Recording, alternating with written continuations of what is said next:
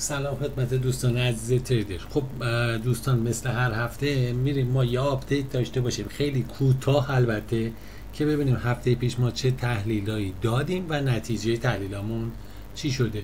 من از اون جایی که آپدیت را زدم برمیگردیم به سمت بالا.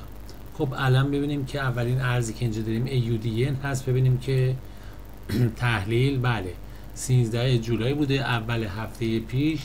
تحلیل سطوح مشخصه، بریم ببینیم چه اتفاقی افتاد. خب ما انتظار داشت که بازار از این سمت که بیاد یه بای بهمون بدید و اینجا این بای رو ما تونستیم ازش استفاده کنیم. بنابراین این تحلیل اوکیه، خوب بوده، تقریبا 60 پیپ هم سود داده. ارز بعدی نفت هست.